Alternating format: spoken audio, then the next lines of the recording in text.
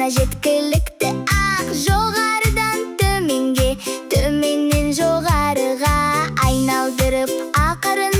Әр түсті тазалайық, тілмен артқы жағында ұмытпайық.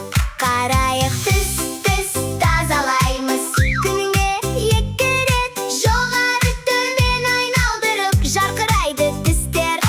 1, 2 щетка жыр, 3, 4 таза болсын, 5, 6 тағы да, 7, 8 жалғастыр, 9, 10 бітті енді тістер аппақ керемет.